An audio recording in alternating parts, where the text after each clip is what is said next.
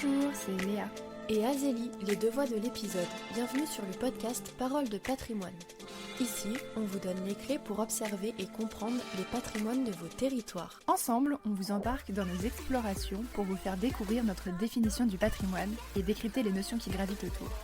Pour cet été, nous vous proposons de faire un pas de côté vis-à-vis de nos épisodes habituels et de vous partager quelques chroniques patrimoine au programme agritourisme, tourisme de mémoire ou encore œnotourisme.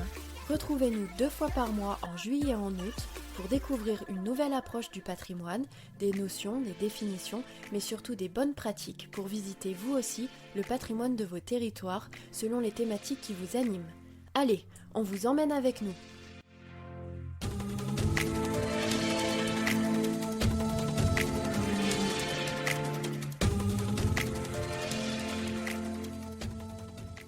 Bonjour et bienvenue dans ce format estival pour parler tourisme et patrimoine. C'est Léa et Azélie au micro. Dans cet épisode, nous partons sur les bords de l'eau pour finir l'été en beauté et garder un peu de summer vibes pour la rentrée.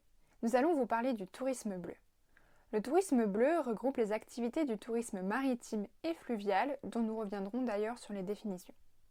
Nous vous partageons des idées d'expériences à faire pour découvrir le patrimoine maritime et fluvial donc. Nous aborderons les types de patrimoine que cela représente, l'histoire des phares, emblématiques de ce type de tourisme.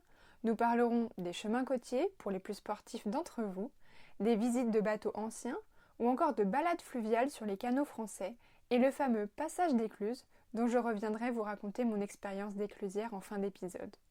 Le tout, loin des sites de surfréquentation touristique et des gros paquebots de croisière, mais dans une logique de tourisme durable et de découverte du patrimoine. On vous laisse avec l'épisode. Bonne écoute.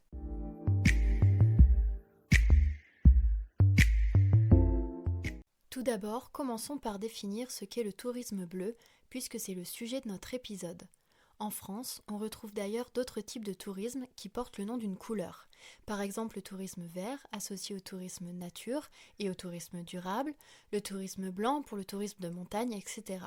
Le tourisme bleu est sur cette même logique associé au tourisme maritime, que ce soit les croisières, la plaisance, le sport nautique ou côtier, avec la plage et les activités de loisirs. En somme, faire partie du tourisme bleu, c'est valoriser les ressources liées à la mer, aux ports, mais aussi aux fleuves et aux rivières. Cela passe par la mise en avant des paysages côtiers, le développement d'activités nautiques, la visite de phares ou de monuments emblématiques des sites côtiers, ou encore la valorisation de la culture locale. Pour vous donner quelques chiffres, en France, le tourisme bleu compte 473 ports littoraux, 478 ports fluviaux qui constituent des sites patrimoniaux remarquables, regroupe une trentaine d'activités nautiques diverses, 8500 km de voies navigables fluviables, 1032 communes françaises situées en position littorale. Cet ensemble de paramètres permet de se rendre compte des potentiels de ce type de tourisme en France et surtout sur la partie qui nous intéresse, le patrimoine qui peut prendre des formes diverses, allant des paysages, des ports, des phares, des bateaux, de la faune et de la flore locale, des fêtes populaires, des traditions ou des savoir-faire maritimes. À noter que le tourisme bleu doit être pris avec des pincettes car toutes les activités proposées ne s'inscrivent pas dans une dimension de tourisme durable et nous ne souhaitons en aucun cas en faire la promotion ici. Nous avons parlé d'autres notions comme le tourisme maritime, le tourisme fluvial ou encore le tourisme côtier. Revenons rapidement sur ces définitions pour comprendre les possibilités tant de développement et de valorisation que d'expériences à faire. Le tourisme bleu inclut le tourisme maritime donc, qui englobe tout ce qui fait référence à la mer et aux océans, avec les activités nautiques associées comme les croisières, les balades en bateau, les séjours à la voile le long des côtes. Mais ici on relève rapidement le type d'activité à préconiser pour découvrir l'océan de manière la plus respectueuse possible, car il faut garder en tête que ce type de tourisme, dans la manière dont il est le plus souvent pratiqué, reste très polluant sur les eaux et néfaste pour les écosystèmes. Il est donc important de se poser les bonnes questions avant de pratiquer une activité nautique pour ne pas participer à la dégradation de l'environnement. Au-delà de découvrir le littoral depuis le large, le tourisme maritime propose aussi des ateliers de sensibilisation pour mieux comprendre les paysages, les écosystèmes marins, le patrimoine du littoral. Tout n'est donc pas à jeter dans le tourisme maritime. Finalement, comme toute consommation, il convient de se demander les possibilités et les impacts de nos actions et de choisir en connaissance de cause des actions qui respectent nos valeurs et nos engagements. Mais ne vous inquiétez pas, si on vous parle du tourisme bleu aujourd'hui, c'est parce que nous sommes convaincus qu'il y a de belles choses à découvrir sur ce sujet de manière responsable au-delà des grandes croisières. Pour le tourisme fluvial. En France, nous avons certes de nombreuses façades maritimes qui nous permettent de découvrir un certain nombre de paysages et d'environnements différents, de la Méditerranée à la côte atlantique, à la pointe de Bretagne, à la Manche ou encore la mer du Nord, qui nous offrent des possibilités diverses de découvertes locales, mais nous avons aussi de nombreux fleuves et canaux internes au territoire pour continuer d'explorer les possibilités du tourisme bleu.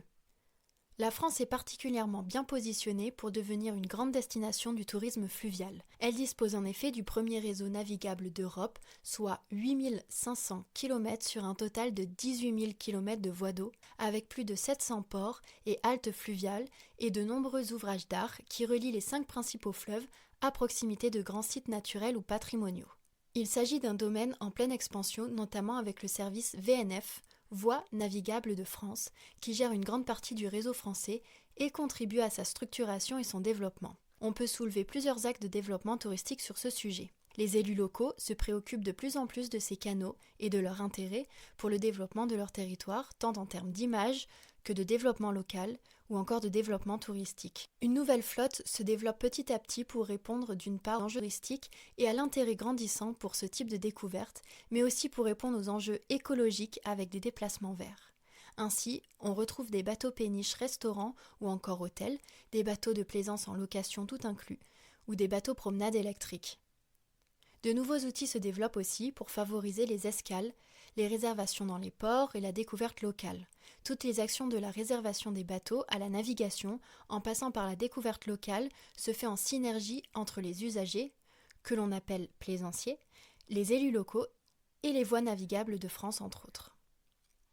Au-delà des voies navigables, ces sites sont emplis de richesses patrimoniales tant en termes d'ouvrages d'art, avec les ponts, les écluses, les barrages, les ponts-canaux, les maisons éclusières, que naturelles.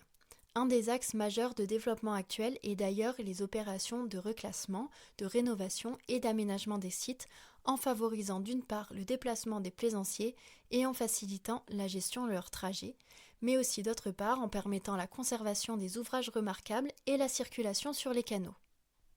Revenons maintenant les pieds sur terre, car le tourisme bleu se passe aussi sur la terre ferme.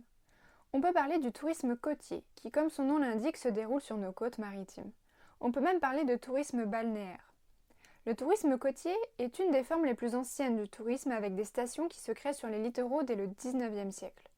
Il s'agit d'un type de tourisme au départ réservé à une certaine élite de la société qui venait prendre les eaux et l'air marin pour se soigner. Le tourisme côtier s'est par la suite ouvert à toutes les couches de la société dans un esprit de loisir, avec l'apparition des congés payés par exemple, pour profiter notamment des plages méditerranéennes. Avec l'augmentation des chaleurs, la côte atlantique et bretonne se développe de plus en plus et attire de nouveaux touristes chaque été pour profiter des températures plus clémentes et de moins de fréquentation, tout en profitant du charme de l'eau et de ses ports. Apparaît également de nouveaux enjeux d'infrastructure pour l'accueil des touristes, avec surtout des enjeux écologiques après une grande période de bétonisation des littoraux, dans le sud notamment. Il s'agit aussi de répartir les flux touristiques pour éviter la surfréquentation de sites, comme on peut entendre dans les calanques de Marseille. Mais concrètement, que pouvons-nous découvrir à travers le tourisme côtier ? Au-delà des activités nautiques, les littoraux présentent un patrimoine matériel et immatériel riche avec des sports, des patrimoines et des savoir-faire. Et c'est tout l'enjeu de valorisation de ces lieux pour entraîner le visiteur à mieux connaître sa destination, au-delà du traditionnel hôtel all-inclusive et des journées farniente sur la plage. Il s'agit d'aller à la rencontre de la culture locale, de sa gastronomie, de son histoire. Le temps du tout à la mer, à la plage et au soleil semble révolu. Les touristes recherchent un choix d'activités et des expériences variées.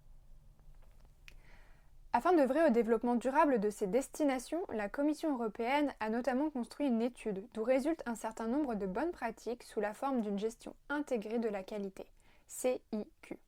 Elle propose 3 champs d'action, le développement économique de la destination, la protection de l'environnement dans les projets menés et le respect de l'identité des populations locales résidentes afin de proposer aux visiteurs une expérience unique et originale de ces lieux en minimisant l'impact écologique et en favorisant l'intégration des populations dans le plan de développement.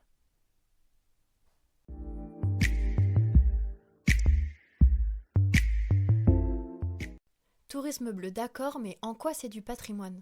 Nous en avons déjà parlé un petit peu avant, mais si nous creusons le sujet, on peut tout d'abord mettre en avant les bateaux anciens que l'on peut visiter à quai ou lors de navigations exceptionnelles. Ces navires d'exception, hérités des siècles passés, font partie de notre patrimoine maritime remarquable et participent à la transition de l'histoire avec un grand H. En 1982, le ministère de la Culture classe pour la première fois 2 navires au titre des monuments historiques. Le 3-mâts Duchesse Anne, construit en 1901 et que vous pouvez retrouver sur le quai du musée portuaire de Dunkerque pour le visiter, et le bateau de charge Madatao, construit en 1938. Malheureusement, ne pouvant assurer sa conservation, ce dernier a été détruit en 2008 malgré son inscription au titre des monuments historiques. Aujourd'hui, le parc des bateaux protégés, inscrits ou classés aux monuments historiques, compte 199 unités, dont 82% relèvent du patrimoine maritime et 18% du domaine fluvial. Ce sont parmi eux 155 navires aptes à la navigation, 14 qui font l'objet d'une exposition à flot, 20 qui font l'objet d'une exposition à terre et 4 en restauration. Ce sont des chiffres de 2022. Outre le Duchesse Anne, on peut aussi penser au célèbre bateau Le Bélème qui a notamment fait sensation lors de son passage au festival de l'Armada à Rouen. Construit en 1896, il est le dernier 3-mâts barque français à coque en acier, un des plus anciens 3-mâts en Europe en état de navigation et le second plus grand voilier de France. Ou encore le bateau corsaire au quai de Saint-Malo, l'Étoile du Roi, un 3-mâts carré de 46 mètres de long, réplique inspirée d'une frégate corsaire anglaise du XVIIIe siècle. Pour continuer sur notre quête de patrimoine, on retrouve sur Terre aussi d'autres vecteurs, comme les phares. S'il y a bien un élément de patrimoine qui se distingue sur les côtes françaises, ce sont les 150 phares, métropole et outre-mer, dont 25 en pleine mer. Le terme phare tire son origine de Pharos, le nom d'une île au large d'Alexandrie en Égypte, où Ptolémée Ier fit ériger un phare monumental au début du IIIe siècle avant Jésus-Christ. L'édifice d'une grandeur exceptionnelle fut malheureusement détruit au XIVe siècle à la suite d'une série de tremblements de terre. Considéré comme la 7e merveille du monde, ce phare antique aurait une hauteur de plus de 100 mètres, visible à 50 km à la ronde.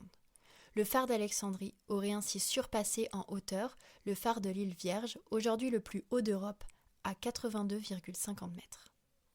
À ce jour, le phare demeure un symbole emblématique de la ville, figurant sur les drapeaux respectifs. Les phares sont les sentinelles des côtes maritimes. Ils guident encore aujourd'hui les marins, même si la surveillance dans les phares se fait principalement à distance. Revenons sur leurs différentes localisations. Il existe 3 types de phares maritimes, que l'on surnomme le paradis, le purgatoire et l'enfer. Le paradis est un phare qui se situe sur la côte, ou dans un estuaire, parfois à proximité d'un village. Il est appelé paradis parce qu'il n'y a pas de difficulté pour y vivre, on peut même y vivre en famille. La seule chose redoutable serait le nombre de marches pour accéder à la lanterne. Pour exemple, le phare du Petit Nou ou encore le phare de la Pointe de Saint-Mathieu, et on va y revenir dans nos retours d'expérience. Le purgatoire, lui, se trouve sur une île, plus ou moins éloignée du continent.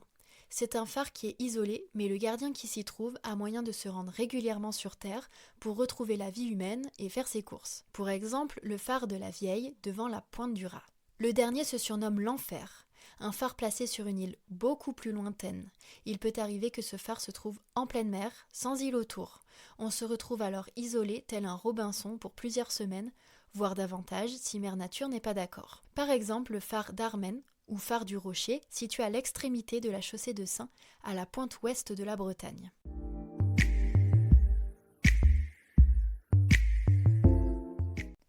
Ces éléments patrimoniaux remarquables s'inscrivent dans un paysage qui l'est tout autant, avec tantôt des grandes baies de sable, des rochers imposants, des digues aménagées avec des villas particulières, des criques secrètes.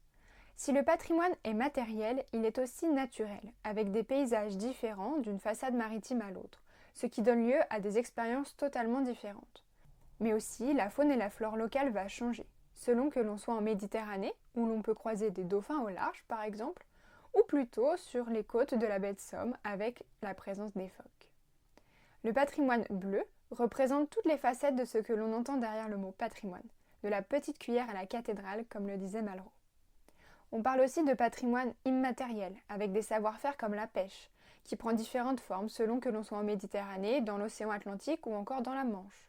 Ces histoires de pêcheurs marquent le rythme de la vie des populations locales et animent les ports, avec les arrivées des bateaux et les étals de poissons frais, les restaurants qui servent les fruits de mer. C'est un savoir-faire local qui donne lieu à une ambiance unique. Pour en découvrir plus sur les histoires de pêche, de ports, de vie locale, plusieurs musées à vocation maritime existent pour vous plonger dans ce patrimoine exceptionnel, comme le Musée national de la marine à Paris, à Brest, La Rochelle, dont l'antenne parisienne a d'ailleurs récemment réouvert. À ne pas confondre avec l'hôtel de la Marine, car là, ça n'a rien à voir. On peut parler du musée portuaire à Dunkerque ou encore le musée de la mer à Sète, et il y en a plein d'autres.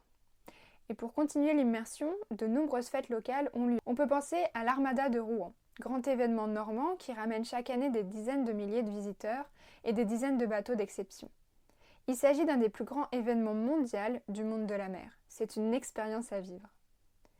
On retrouve aussi la fameuse Fête de la mer qui se tient localement sur des dates spécifiques, mais aussi depuis 6 ans à travers un événement national sur une période d'1 mois, de juin à juillet, avec des animations spécifiques lancées par la Marine nationale et les associations locales.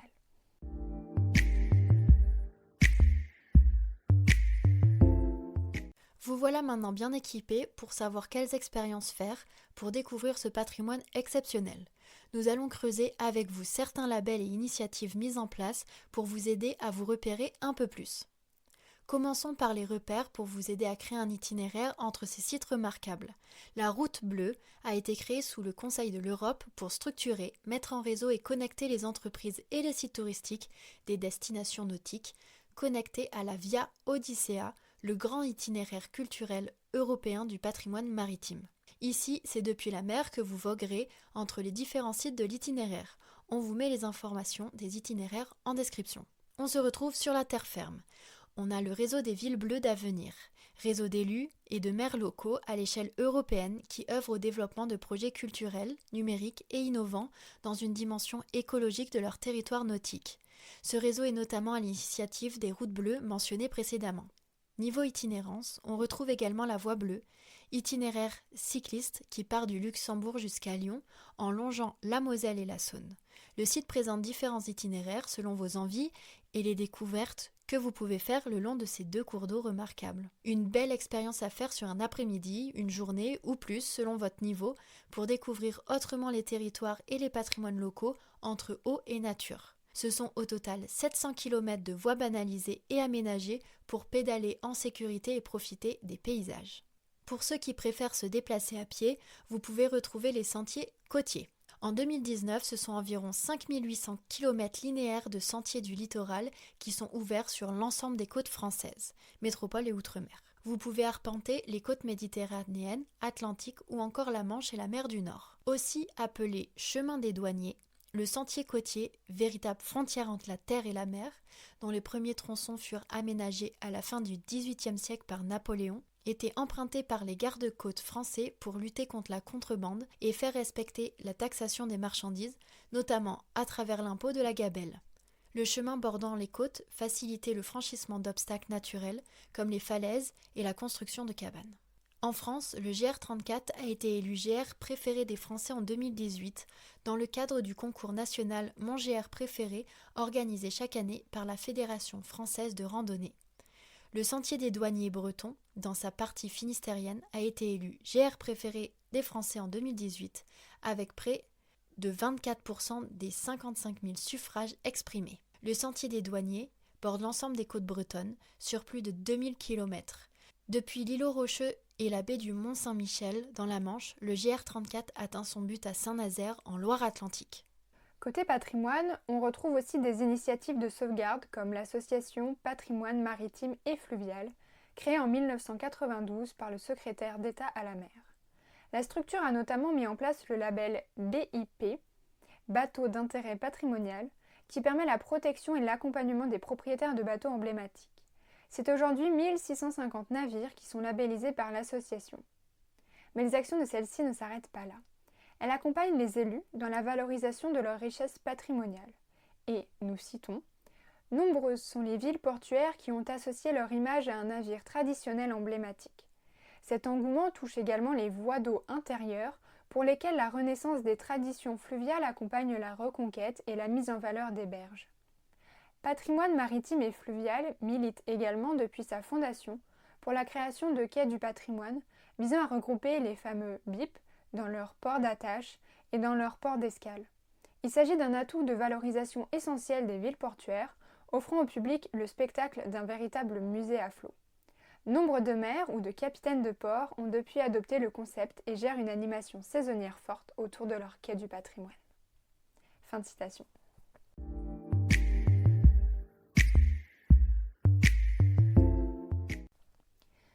Le tourisme bleu, bien que le vecteur d'attractivité et de valorisation patrimoniale sous toutes ses formes, est aussi associé à des déboires écologiques importants. Nous en avons parlé plus haut.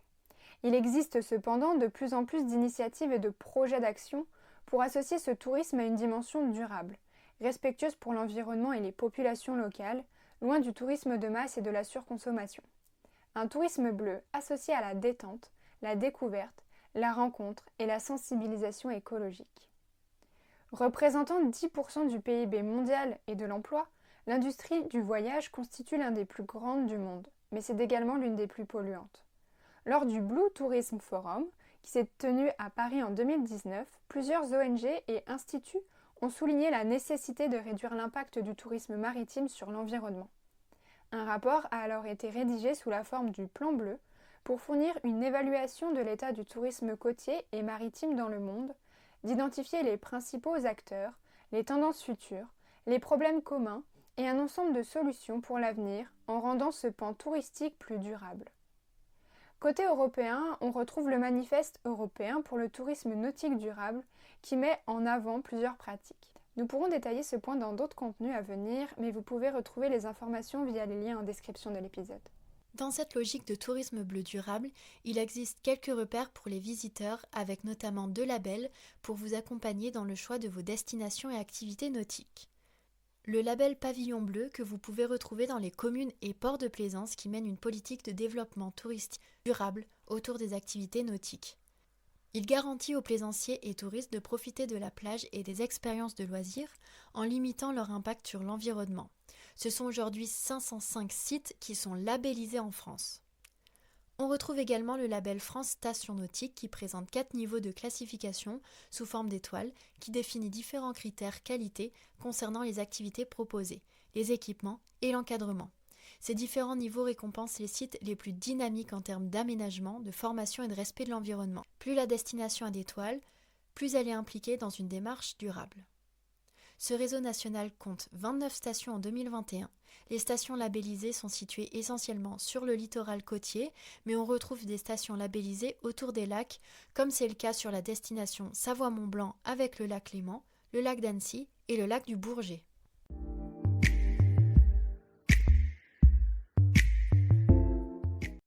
Enfin, pour terminer cet épisode, nous passons maintenant à la partie retour d'expérience, traditionnelle de notre série de l'été. Pour ma part, j'ai pu faire plusieurs fois l'expérience de l'aventure renversante à Saint-Nazaire. C'est tout l'espace portuaire qui a été aménagé de manière à valoriser le patrimoine maritime local et la base de Saint-Nazaire. On retrouve notamment le fameux sous-marin Badon. On retrouve une reconstitution d'un paquebot de croisière tel que le Titanic, mais c'est pas le Titanic. Et il n'est pas à flot, c'est une reconstitution sous format musée, mais qui est complètement immersif. On retrouve des visites en bateau de la côte, mais aussi du port, et des visites en bus pour les chantiers navaux. Là-dessus, je voudrais faire un disclaimer parce que, effectivement, à Saint-Nazaire, c'est là où on construit notamment les plus gros paquebots du moment et on peut visiter ces chantiers. Et c'est là où nous, on trouve une problématique, c'est que ces bateaux de croisière, pour nous, c'est pas quelque chose de durable, c'est pas quelque chose qui est dans le sens où on l'entend de valoriser le tourisme maritime et le tourisme fluvial. Donc là-dessus, on n'est pas 100% en accord là-dessus. Mais par contre, ce qui est super intéressant avec cette expérience, c'est qu'on peut découvrir tout l'intérêt du port industriel, de son rôle dans le développement économique. Donc on a toute une partie finalement patrimoine industriel, patrimoine portuaire. On a une valorisation de toute la base portuaire qui pourrait être une zone laissée à l'abandon, mais qui est valorisée dans le sens patrimonial du terme. On retrouve les bateaux d'antan, les bateaux emblématiques grâce à la reconstitution. On peut visiter un sous-marin d'exception. Et donc du coup, tout ce qui est construit autour de la valorisation du patrimoine maritime est assez chouette, intéressante, immersive et il y en a pour tous les goûts. On a aussi d'ailleurs le musée qui explique tout le rôle de la base de Saint-Nazaire à travers les différentes époques et notamment avec la Seconde Guerre mondiale. Mais au-delà de cette expérience à Saint-Nazaire, qui je vous conseille de faire cette expérience, hors la visite des chantiers navaux, on s'entend, j'ai aussi été éclusière sur le canal du Centre. Dans un tout autre registre, du coup, j'ai pu découvrir le tourisme bleu de l'intérieur. C'est vraiment une super expérience qui m'a donné envie de parcourir les canaux en bateau. Je n'ai pas encore eu l'occasion de le faire, mais c'est en projet et je vous invite à vous aussi l'expérience. Surtout les passages d'écluses, c'est vraiment quelque chose de vraiment insolite et en plus ça nous permet de rencontrer des éclusiers, d'échanger, vous rencontrez d'autres personnes qui naviguent en bateau. C'est vraiment une expérience totalement slow, totalement ralentie de la découverte des paysages, des patrimoines et c'est vraiment une expérience unique que je vous invite à faire. Et si vous avez l'occasion d'être éclusier un été, vraiment aussi, let's go. Je laisse la parole à Azélie maintenant pour qu'elle vous partage, elle aussi, une expérience qu'elle a pu faire. Quant à mon expérience, lors d'une excursion en Bretagne, j'ai eu 2 coups de cœur. Le premier se trouve à Brest et c'est l'atelier des Capucins. Pour vous mettre dans l'ambiance, nous nous situons donc à Brest, mais nous allons rester les pieds sur la terre ferme. Je vous invite à rentrer dans un espace grand de 10 000 m², avec une hauteur sous nef de 15 mètres et une lumière naturelle traversant les nefs. Vous pouvez y trouver un spot d'escalade, une bibliothèque, des bars et des restaurants, des boutiques d'artistes locaux, des artistes venant répéter leurs cours de breakdance ou de danse contemporaine. Vous pouvez y venir en roller, en skate ou à BMX, vous avez la place que vous voulez. Cet endroit arrête le temps. Pour y venir, prenez le premier téléphérique urbain de France et du haut de ses 72 mètres, vous aurez une vue imprenable sur la pointe des Espagnols et le phare du Portsig. Ce lieu est né il y a 300 ans. À l'origine, ce fut un couvent dont la première pierre fut posée par Vauban en 1695. Ce bâtiment architectural remarquable a été destiné à la fabrication et à la réparation des navires de la Marine nationale. En 2004, l'activité d'usinage de grandes pièces de navires toucha à sa fin et jusqu'en 2016, d'importants travaux ont fait de ce lieu un endroit culturel, économique, touristique et de loisirs, tout en conservant le patrimoine industriel. En guise de décoration, plusieurs machines-outils évoquent le passé des ateliers. Mais au fond des ateliers depuis 2018, vous trouverez le fameux canot de l'Empereur. C'est la pièce maîtresse du Musée national de la Marine. Aujourd'hui, le canot de l'Empereur est prêt à débuter un nouveau chapitre au cœur des ateliers des Capucins. Pour l'anecdote d'ailleurs, Léa l'a vu lorsqu'il était encore au palais de Chaillot avant son retour à Brest. Ma seconde expérience coup de cœur se situe sur la pointe du Finistère, à l'abbaye de Saint-Mathieu. Elle a été fondée au VIe siècle par des moines bretons. Aujourd'hui, il ne reste que des vestiges de l'abbaye qui témoignent de son importance passée. À proximité des ruines de l'abbaye se trouve un phare, le phare de Saint-Mathieu, qui a pris le relais de l'abbaye pour guider les marins. Avant la construction du phare, l'abbaye de Saint-Mathieu jouait déjà un rôle crucial dans la sécurité maritime. Située sur un promontoire au bout de la pointe Saint-Mathieu, l'abbaye était visible de loin pour les marins naviguant dans la mer. Au Moyen-Âge, les moines allumaient régulièrement des feux au sommet de l'église pour guider les navires et prévenir des dangers sur cette côte rocheuse. Le phare de Saint-Mathieu fut érigé à proximité des ruines de l'abbaye et son emplacement stratégique sur la pointe Saint-Mathieu en fait l'un des phares les plus importants pour la navigation le long des côtes bretonnes. Sa lumière d'une portée de plus de 50 km guide les navires en toute sécurité à travers les eaux dangereuses. On peut explorer les vestiges de l'abbaye, gravir le phare pour admirer la vue panoramique et visiter le mémorial national des marins morts pour la France, également situé à proximité. La cohabitation du phare et de l'abbaye sur la pointe Saint-Mathieu m'a fascinée par son contraste entre le sacré et le pratique, entre le divin et le technologique. L'abbaye en ruine a des airs de temple détruits par Ganondorf dans la célèbre licence des jeux vidéo Zelda. Voilà une petite référence pour tous les geeks comme moi, un lieu à visiter absolument dès que vous foulez les terres du Finistère.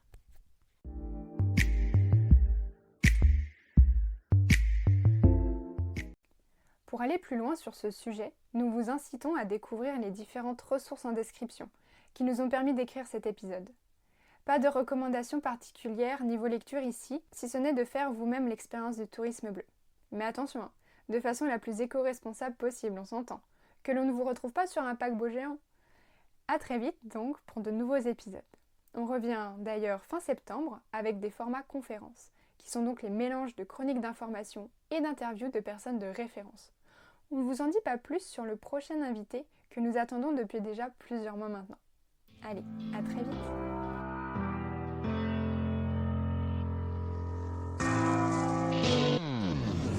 Nous espérons que ce nouvel épisode vous aura plu.